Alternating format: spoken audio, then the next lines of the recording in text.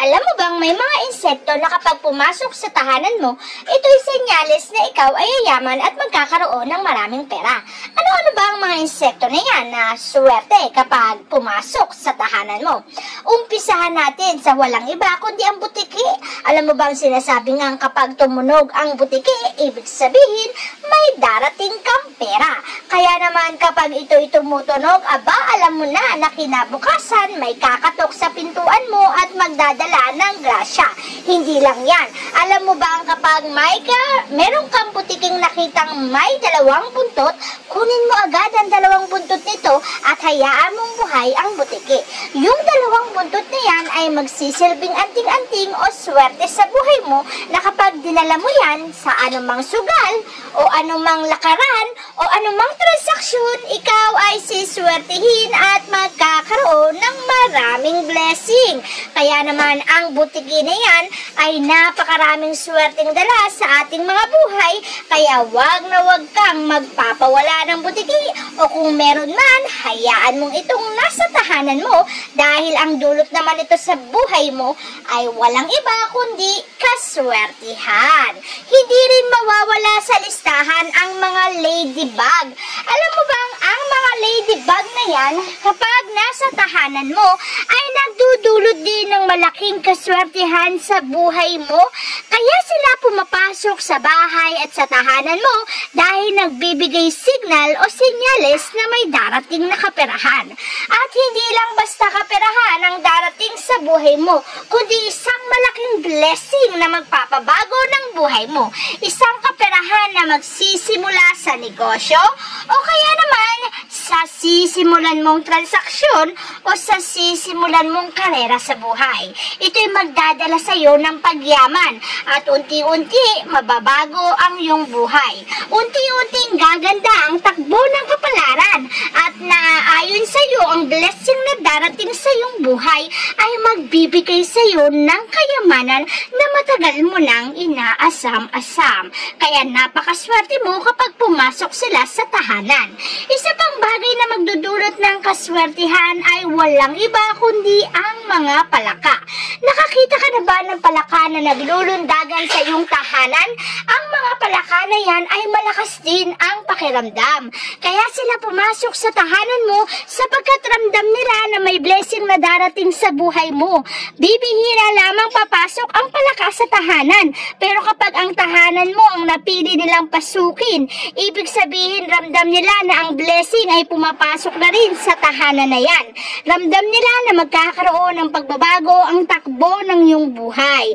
Ramdam nila na ikaw ay siswertihin sa buhay. Kaya naman kung siniswerte ka ngayon, abay magiging panghabang buhay ang swerteng iyong dadanasin sapagkat ang swerteng yan ay hindi maging panandalian kundi pang matagalan. Isa pang swerte na sinasabing kapag pumasok sa tahanan ay walang iba kundi ang puting paro-paro. Lalo pa kung ang paru-paro na yan ay dumikit sa'yo. Alam mo bang signal din yan o sinyales na magkakaroon ka ng maraming kaperahan kapag ang paru-paro ay nagliliparan sa loob ng tahanan? Lalo pa nga at ito'y dumikit sa iyo. Ibig sabihin, ikaw na dinikitan nito ay magkakaroon ng blessing at malaking kaperahan.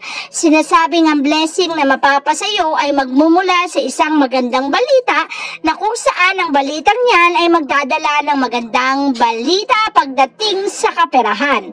Kaya naman kung nagnanais ka ng pagbabago sa iyong buhay, ang kaperahang matatanggap mo mula sa swerteng dulot ng pumasok na paru-paro ay ipagsimula mo ng negosyo. Siguradong ang negosyong yan ay magtatagumpay, magiging successful at magbibigay ng pagbabago sa iyong buhay.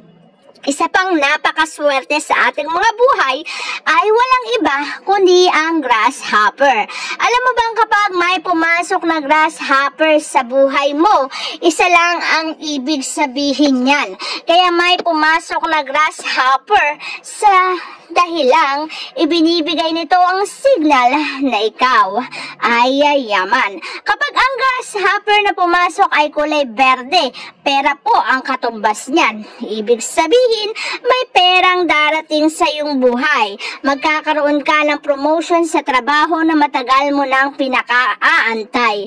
Kung ikaw naman ay may negosyo, ang negosyo mo ay magbo-boom, makikilala, magkakaroon ng maraming franchise at kikita ng malaki kung saan ito rin ang magiging hudyat o simulain ng pagbabago ng takbo ng iyong pamumuhay. Isa pang bagay na kapag pumasok sa tahanan na dumikit sa iyo ay swerte rin at matamis na pagbabago ng takbo ng pamumuhay ang ibibigay sa iyo ay isang magandang kapalaran kapag may bubuyog na pumasok sa iyong tahanan. Ang mga bubuyog na yan ay hindi rin naman basta-basta pumapasok sa mga bahay-bahay o mga tahanan. Ngunit kapag napili nitong pasukin ang iyong tahanan, isa lang ang ibig sabihin yan. Ang mga taong nakatira sa tahanan na yan ay siswertihin at magkakaroon ng isang magandang buhay, pagbabago ng takbo ng karera at negosyo, maging sa trabaho ay magkakaroon ng success ang mga bahay na pinasukan ng mga bubuyog na yan. Kaya naman ang mga bubuyog, bihirang pumasok, pero kapag pinasukan ng iyong tahanan, isa lang ang ibig sabihin yan. Ang pinapahiwatig nito sa iyo ay magkakaroon ng magandang takbo ang iyong buhay. Isa pang bagay na sinasabing magbibigay ng magandang kapalaran ay walang iba kundi ang mga spider na yan. Alam mo bang ang mga spiders sinasabing kaya yan pumapasok sa iyong buhay at sa iyong tahanan sapagkat sinasabi nito na ang pagbabago ay magsisimula na sa iyong tahanan. Magkakaroon na ng magandang takbo ang iyong pamumuhay lalo na't gumawa sila ng sapot sa loob ng iyong bahay. Ang mga sapot na yan ay mga balakid na maaaring magsimula ngunit mahahadlangan ito ng swerte. Kahit gaanong balakid man ang pumasok sa iyong buhay at sa iyong tahanan, mas matindi pa rin ang swerte na ibinibigay gawa ng signal o senyales na ibinibigay ng mga gagamba. Paggawa pa lang ng sapot ay swerte na. Isa pang bagay na sinasabing kapag meron sa loob ng tahanan ay magbibigay ng maraming kaperahan o maraming swerte ay ang mga itim na langgam. Marami bang itim na langgam sa tahanan mo? Alam mo bang ang mga itim na langgam na yan ay sinasabing magpapasok ng maraming kaperahan.